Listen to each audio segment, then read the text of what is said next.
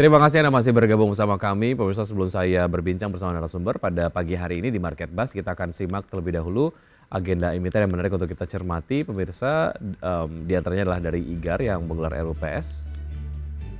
Oke, sebelumnya kita akan simak terlebih dahulu agenda ekonomi ya.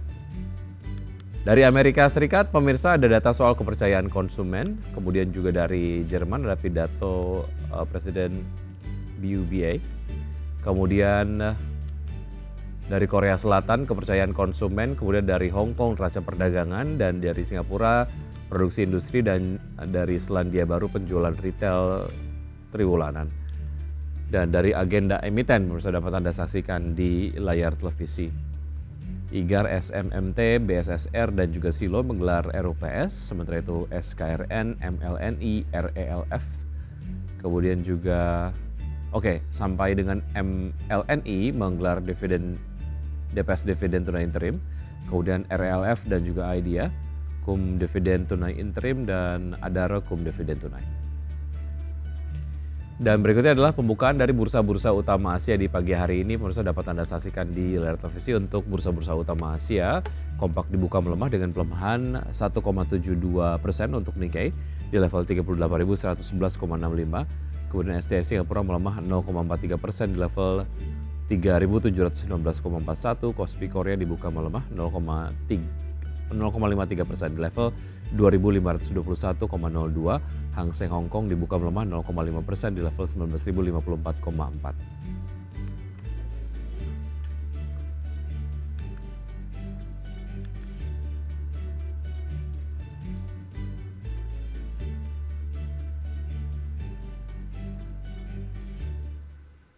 Dan untuk berbincang pagi hari ini sudah tersambung melalui video conference ada Mas Andika Cipta Labora, analis dari PT Kanakahita Solvera. Selamat pagi Mas Andika. Halo, selamat pagi Mas Vicky. Pagi, terima kasih sudah bergabung bersama kami Mas Andika. Semoga sehat selalu dan juga sukses selalu untuk Anda Mas Andika.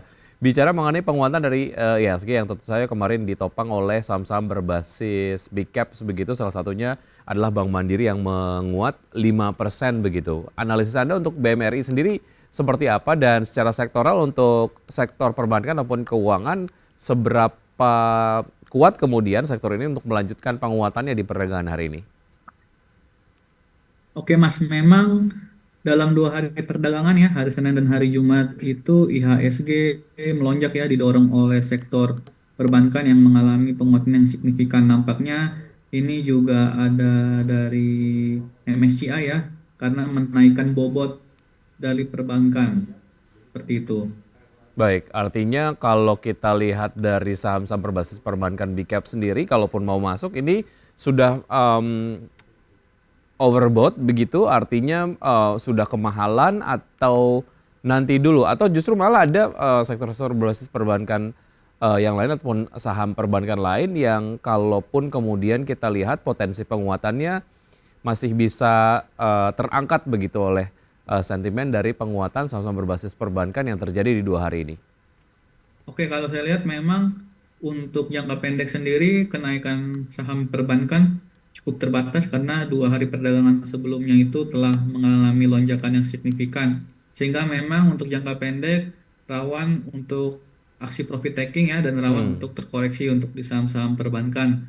Dan memang nanti ke depannya nampaknya kalau sudah ada terjadi koreksi di saham perbankan itu nampaknya para pelaku pasar bisa kembali untuk melakukan akumulasi di saham perbankan. Baik, artinya kalaupun memang mau masuk tunggu koreksi terlebih dahulu, kemudian kalau memang sudah ada di level supportnya ataupun level amannya baru kemudian masuk ya, bisa masuk ke sektor perbankan ataupun yang big caps dengan harga yang lebih terdiskon gitu Mas Andika ya. Baik, Ya kita betul Mas, ke karena memang untuk jangka pendek sendiri baik, kita ke informasi terkait dengan kenaikan PPN menjadi 12%. Sri Mulyani, Menteri Keuangan menyatakan bahwa akan tetap menaikkan PPN menjadi 12% di awal tahun 2025 begitu. Artinya ini memang menjadi satu amanat yang sudah diamanatkan oleh undang-undang, mau tidak mau, suka tidak suka ini harus dilaksanakan di awal tahun depan begitu. Nah, terkait dengan hal ini sebetulnya sektor-sektor mana yang cukup sensitif terkait dengan ini Mas Andika dan apa rekomendasinya?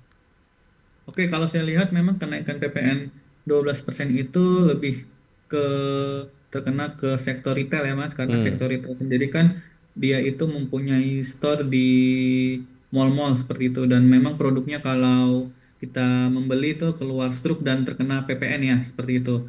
Nah, nampaknya sektor-sektor retail elektronik, fashion gitu akan terdampak karena masyarakat akan lebih berpikir ya untuk spend uangnya di tengah kenaikan PPN 12% ini, dan itu juga akan membuat daya beli masyarakat menurun nih Mas. Kalau baik. menurut saya seperti itu.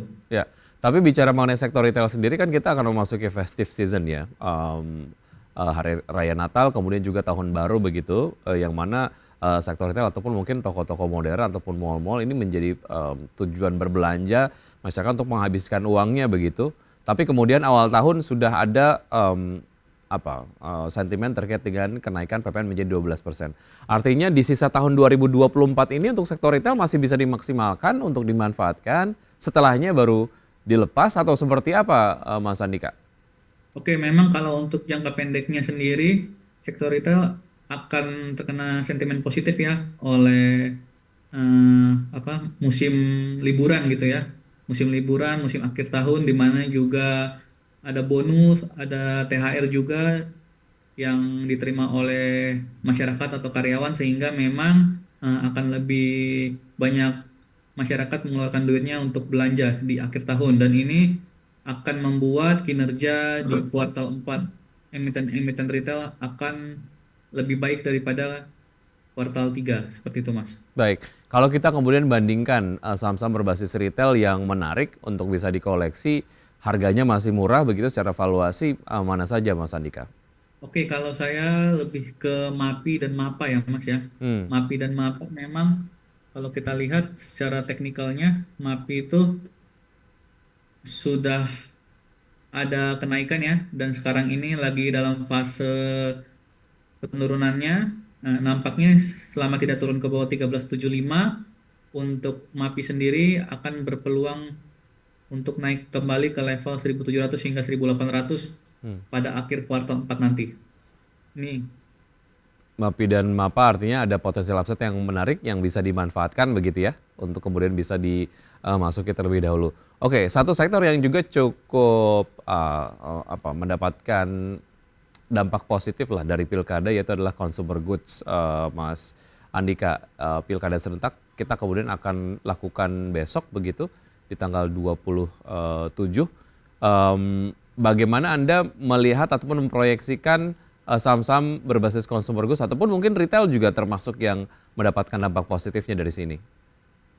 oke, kalau sektor consumer itu terkena sentimen positifnya itu lebih ke pada masa kampanye ya Mas, karena Hmm, memang kadang kan ada bansos-bansos untuk masyarakat, sehingga memang untuk tahun politik memang untuk sektor consumer goods itu, apalagi bulan Februari kemarin ada pemilu, tahun ini memang adalah salah satu tahun yang baik untuk sektor consumer Mas, seperti itu. Nampaknya juga ini di pilkada besok ini akan menjadi sentimen positif juga sampai akhir tahun nampaknya Mas untuk jangka pendeknya sektor consumer. oke. Baik dari sektor consumer kemudian juga dari sektor retail kita bergeser ke sektor energi berbasis batu bara, Mas Andika. Kalau kita lihat dari kebijakan energi Donald Trump sendiri yang nampaknya memilih calon menteri di bidang energi yang cukup support terhadap penggunaan energi berbasis fosil begitu ya. Menurut Anda seperti apa ini kemudian akan memberikan dampak pengatrol terhadap sektor-sektor energi berbasis ataupun komoditas berbasis batu bara yang ada di Indonesia sendiri? Oke, kalau saya lihat sendiri memang Presiden baru Amerika yaitu Donald Trump lebih pro ke energi fosil ya daripada Ya, energi baru terbarukan atau kendaraan listrik seperti itu. Dan nampaknya ini juga belum terlalu banyak berpengaruh ya Mas ke Indonesia, karena kalau Indonesia sendiri ekspor khususnya batu bara itu lebih cenderung ke peraturan-peraturan atau kebijakan-kebijakan ekonomi di negeri China, karena hmm, untuk saat ini ekspor batu bara Indonesia paling besar ke China seperti itu Mas. hmm, hmm, hmm. Nampaknya kalau misalnya China sendiri kebutuhan batu bara meningkat seperti musim dingin yang akan datang ya di akhir tahun ini, karena kebutuhan pemanas ruangan itu meningkat di tengah datangnya musim dingin, akan membuat harga batu bara biasanya terkatrol naik ya Hmm, di akhir tahun sampai awal tahun karena oke, datangnya musim dingin. oke, Nampaknya masih lebih ke China ya Mas baik, untuk di batu bara seperti itu sentimennya. baik. Pergerakannya untuk sektor berbasis batu bara, komoditas batu bara sudah terlihat belakangan Mas Andika, dan kalaupun kemudian ingin masuk ke saham-saham berbasis batu bara, apakah ini masih menjadi momen yang tepat atau telat karena sudah bergerak naik begitu atau seperti apa? Kalau saya lihat emiten-emiten batu bara dalam sebulan terakhir lah ya kurang lebihnya Mas ini lagi dalam fase downtrendnya. Hmm, Nampaknya juga belum ada sinyal-sinyal untuk pembalikan arah di saham-saham batu bara.